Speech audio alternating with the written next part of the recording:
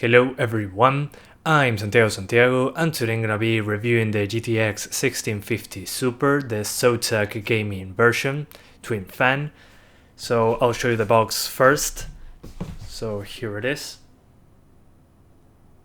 So yeah, not much to say about the box, it only includes this thing inside. It has a couple manuals and stuff, nothing important, all the cards have some. Then here's the GPU. Very tiny as you can see, and look at the dual fan configuration. That is so cute. Two very tiny fans. If you compare it in size to the single fan 1050 Ti from EVGA, as you can see right here, it's almost the same size, but it has two tiny fans instead of one larger one. So I'll consider this as a single fan card, considering the size of the fans. It's not going to be that different, at least in my opinion. One thing I also forgot to show you, this has a 6-pin connector. There are no 1650 Super cards that don't have one, so make sure you have the adequate power supply for it. It requires only a 350 watt power supply according to NVIDIA and Zotac, so it shouldn't be very difficult to get a power supply powerful enough to have a 6-pin connector plus more than 350 watts. Just keep that in mind. If you come from, for example, a 1050 Ti that doesn't have one, you just put it on your PC and it works. So yeah, let's go through the specs now. I'm going to read them for you and they will be on the screen if you miss them. We have 1280 CUDA cores, a boost clock of 1725 MHz, a base clock of 1530. But don't let those numbers fool you, it will be higher than that pretty much each time due to NVIDIA GPU boost. So it will go in higher depending on the temperature pretty much. So it'll start at around 1920 MHz, and then as the temperature rises, the clocks will decrease. And I saw it drop to around 1820 MHz in the worst cases. So yeah, it's much higher than what you see here. It won't drop below 1700, not anytime soon. Then we get a memory speed of 12 gigabits per second, 4 gigs of VRAM GDDr4 on a 128-bit bus. So it's not a wider bus in comparison to the 1050 Ti, but is narrower than on the 570 and 1060. The 1060 has a 192-bit bus, and the 570 256, which is usually what happens on the 50 series cards. So this card is compatible with most of the NVIDIA features, except ray tracing. That one isn't included here. And there's also the NVIDIA encoder. This one is not the same as on the non-Super 1650. And on this one we are using the Turing NVIDIA encoder, so there should be better quality on your encodes on OBS, or if you're using an editing program for videos. I use this all the time and it looks fantastic. They really did a good job with the GPU encoder there. And well, I forgot to tell you about the outputs.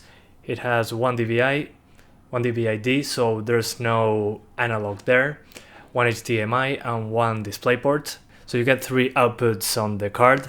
But again, keep in mind, DVI-D, it only has the digital parts, there is no analog. So if you're using an adapter, make sure it's not a very cheap one. Very cheap one, I mean like $1 or $2, spend a little bit more, so it can convert the digital signal, it can convert the digital signal to analog.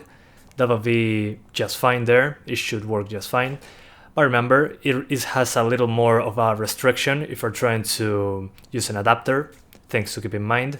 So yeah, I'm going to now compare the 1650 Super, this one, against the 1050 Ti without a 6-pin connector, that one. Then against the 1060 6GB, this one has an 8-pin connector. And also against the RX 570, the 4GB version, this one also has an 8-pin connector, so things to keep in mind. I don't have an RX 580 at the moment, but I'll be doing a comparison later on. Right now I'll show you a couple games here and there to show you what the differences are between these cards, and you can see where the 1650 Super lies between them. Well, if you want to see more GPU testing comparisons between these cards, there's a link in the description where I tested 17 games. So you get many games to compare. But yeah, see you after the benchmarks.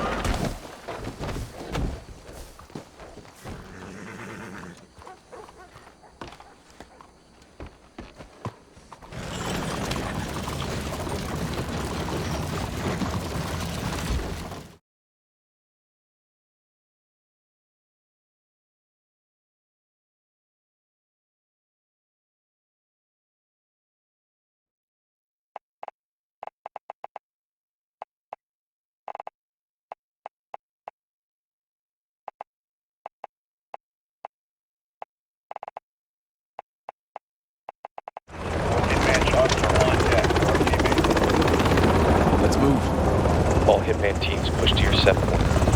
Roger, on the move. We need to keep this on a tight loop. Barkov's men are moving the gas tonight. What are the odds we run into General Barkov? Russian general wouldn't be caught dead out here.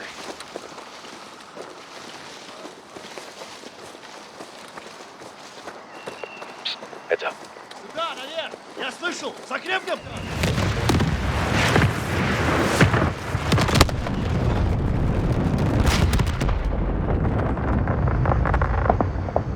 Echo 3-1. Good effect on target. Viking is RTB. Good hunting.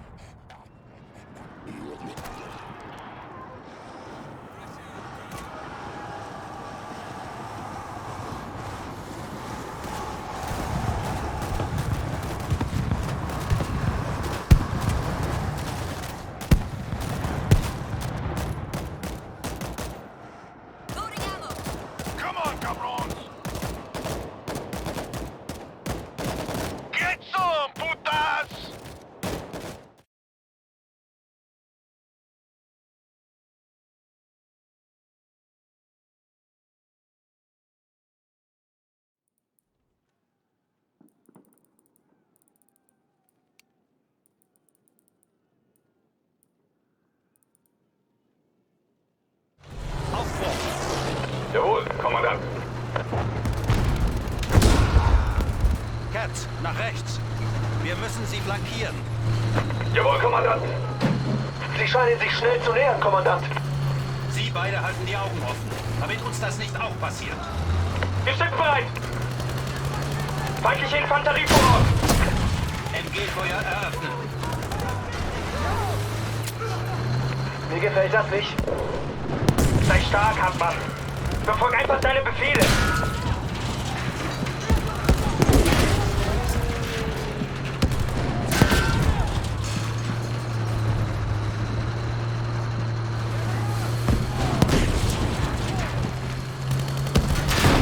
Mein Gott.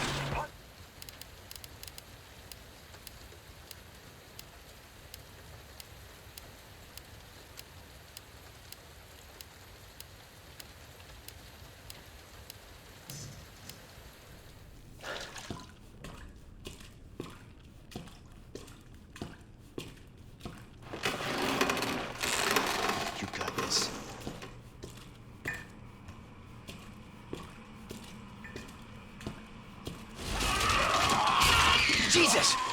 They're everywhere!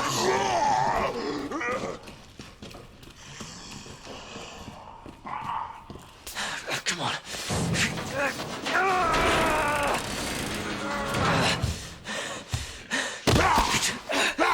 God damn it!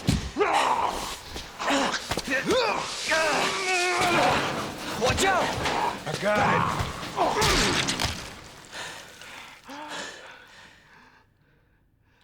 You're safe. For now.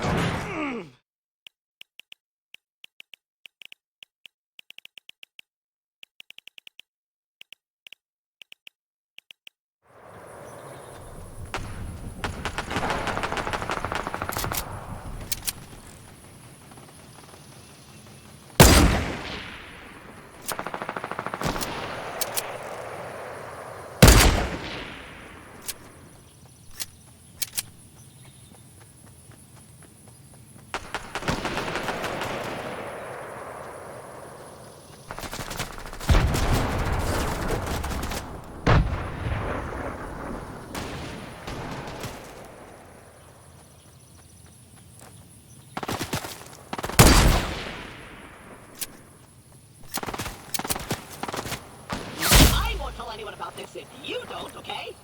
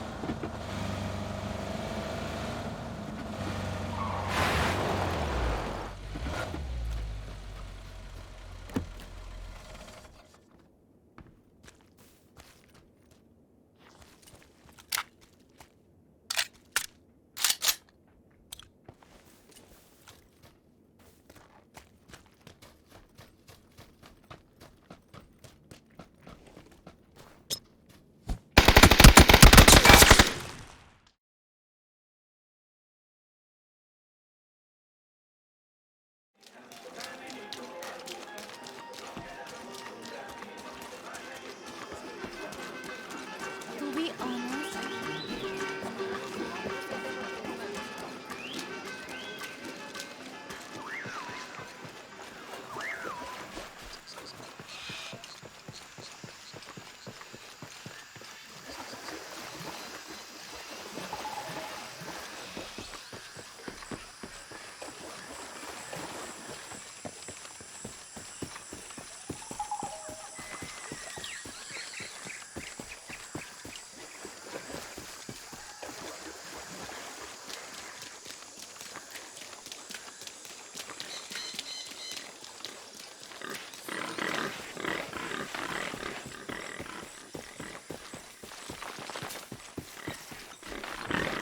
So yeah guys, those were the results. As you could see, the 1650 Super went ahead all the other cards in most games. Of course, it wasn't that far away from the 1060 and 570, depending on the game of course. For example, Red Dead 2, one of the Vulcan games, more of the modern ones, the 1650 Super went way past the 1060 in the averages, so that's really noticeable. That's why the 1060 loses due to the newer APIs. It seems to have better compatibility on the newer cards with Vulkan and DX12. Finally, Nvidia gets better compatibility on that on budget cards. So yeah, as you can see there, the 570 in the Red Dead 2 example is even passing the 1060, which is kind of funny if you ask me. Again, compatibility with new APIs. But then on some older games, the 1060 can edge ahead by a couple frames. So it seems to be very close, but not always beating the 1060. It really depends on the game. The newer the game, usually the better the 1650 Super will be against the 1060 6 gigs. But yeah, I mean, the better drivers in the future should improve the 1650 Super. Not sure about the 1060. You know how Nvidia is kind of a mixed bag with older GPUs on the driver side. Then against the 570, it was pretty variable, to say the least, a mixed bag. Depending on the game, it can be a few frames behind the 570 against the 1650 Super, while in some others it can be like a 15 FPS difference, especially on Unreal Engine 4 games. Nvidia really has an advantage on most of those, but then the 570 on, I don't know, World War Z beats all the cards compared in this video. as you could see, was like 5 to 10 FPS ahead, which is kind of weird. But yeah, that one is more AMD preferable, to say it in some way. As always, some games run better on NVIDIA cards, others on AMD cards, some others are more neutral. So I try to vary as much as possible with the games tested, so you can see both places. One when AMD has the advantage, others when NVIDIA has the game advantage. So yeah, that's what I tried to do. Then against the 1050 Ti, well, it didn't really stand a chance at all. In many of the games, the 1650 Super was like double the performance, which, yeah, I mean, this is the card to upgrade to if you have a 1050 Ti. You only have a 6-pin connector. The power requirements jump from 75 watts on this one to 100 watts on the 1650 Super. The only difference there is that you need a power supply with a 6-pin connector. I mean, if you have a 400 watt power supply, it should work just fine, as long as you have that connector. That's about it. Then the 570, again, a mixed bag, but it's way cheaper, and there's an 8GB version. There's also the 580, which should be even closer to the 1650 Super, depending on the game, once again. So yeah, I think in that one is a very tough choice. If the 580 is close in price to the 1650 Super, it will be really hard to choose for me. But if there is, but if it's the 8GB version of the 580, I'll probably go for the 580. Only 4 gigs of VRAM, there are no options to have more memory on the 1650 Super, which is really disappointing if you ask me. One thing I forgot to mention, the size of this card is very tiny. As you can see, it's pretty much my hand. It fits on pretty much any system. I mean, compared to the 1050 Ti single fan in size, I mean, they're almost the same size, but you get 2 tiny fans instead of a larger one. So yeah, it should fit on many PCs, uses less power than the AMD cards I just mentioned, it uses less power than the 1060, but runs pretty much like a 1060 with less VRAM. So yeah, if you don't have a very good power supply and you want to stay on the NVIDIA train, to say it in some way, it's a very good choice. But if you're concerned about the VRAM like me, maybe consider a 580 or a 590, maybe, depending on the price. In my country, I mean, the price is similar between all these, which is kind of ridiculous. I mean, think about it, the 1050 Ti performs like half the frame rate compared to the 1650 Super, and it costs almost the same. Yeah, pretty weird market on my country. But then the 570 is a little bit cheaper, the 580 is a little bit more expensive, and the 1060 is much more expensive. So yeah, at least a choice for me there will be the 1650 Super, considering the prices here. But then in the US, this is the cheapest 1650 Super, the one from Zotac. And I have to say, it's very loud and is pretty hot, I would say. I usually test on an open test bench. There it was like 71, 72 degrees Celsius when the card stabilizes. And it was 62% fan speed. But then on a normal case, it was at 72, 73, but it was like at 70 to 80% fan. So yeah, much louder. You can definitely hear those 2 tiny fans going at it. So yeah, consider that if you're going to get a 1650 Super. If you want to get better performance, consider cranking up the fan speed. Then these 2 cards, like the 570 and 1060, yeah, they can be heard, they are easy to hear, but you can just put them at 50%, 60% fan, and they stay at around 70 degrees Celsius. Yeah, 65 to 70. Well, the 570 goes a little bit higher, 75, but it doesn't affect the core clocks in that case, so it doesn't really matter that much. So yeah, but the fans are bigger, that's what I'm trying to get to. But yeah, I mean, those are the results. As you could see, the 1650 Super beats the 570 on pretty much all the games, except in some of the more AMD titles, like World War Z and maybe Forza Horizon 4. So yeah, things to keep in mind. That's what I wanted to tell you. I'm not telling you which card to buy, I'm just telling you the facts that I got from testing all these cards. Again, if you want to see more games on these GPUs compared, 17 games, check the link in the description. There's also a video comparing this one against the 1050 Ti on 20 games. That one is more to consider if it's worth upgrading. I can tell you right now, it's completely worth it. It's like double the performance at almost the same power consumption. You only need a 6-pin connector instead. It's like 25 watts more, pretty much. So yeah, definitely an improvement, but again, only 4 gigs of VRAM. You do you. But yeah guys, that's about it. I hope you enjoyed this video. Thanks for watching and see you next time.